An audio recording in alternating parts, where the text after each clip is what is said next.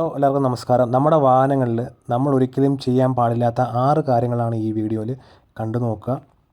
ആദ്യമായിട്ട് പറയാനുള്ളത്, നമ്മുടെ വൈപ്പർ ടാങ്കിൽ വെള്ളം നിറയ്ക്കുമ്പോൾ ഒരു കാരണവശാലും ഇതുപോലെ ചെയ്യരുത്. പൈപ്പിൽ നിന്നും ഹോസിൻ്റെ സഹായത്തോടെ ഫില്ല് ചെയ്യാൻ ശ്രമിക്കരുത്. കാരണം ഈ വൈപ്പർ വാറ്ററിൻ്റെ ടാങ്കിൻ്റെ അടിഭാഗത്ത് ഒരു മോട്ടർ വരുന്നുണ്ട്. അത് ഫോഴ്സിൽ നിറയ്ക്കുമ്പോൾ ആ പമ്പ് കംപ്ലൈൻ്റ് ആവാൻ സാധ്യതയുണ്ട്. രണ്ടാമത്തെ കാര്യം, നമ്മുടെ ബ്രേക്ക് ഫ്ലൂയിഡ് മിനിമം ഉണ്ട്, മാക്സിമം ഉണ്ട്.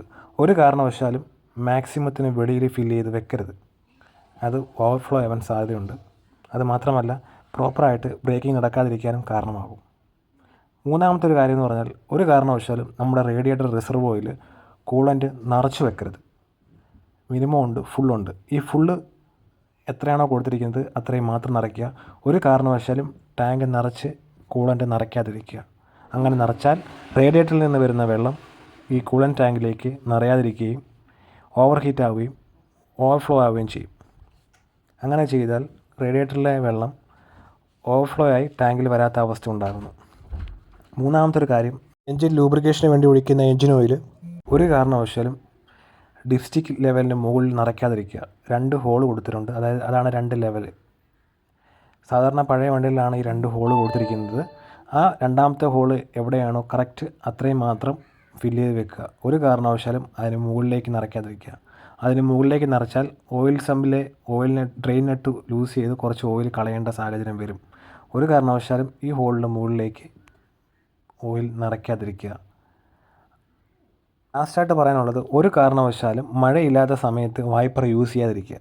കാരണം ഈ ഒരു ക്ലൈമറ്റിൽ മഴയില്ലാത്ത സമയത്ത് വൈപ്പർ യൂസ് ചെയ്താൽ ഈ ഗ്ലാസ്സിലൊക്കെ പറ്റിപ്പിടിച്ചിരിക്കുന്ന പൊടിയും പൊട്ടും ഒക്കെ കൊണ്ട് വൈപ്പർ ഓണാക്കി കഴിഞ്ഞാൽ സ്ക്രാച്ച് ആവാൻ സാധ്യതയുണ്ട്.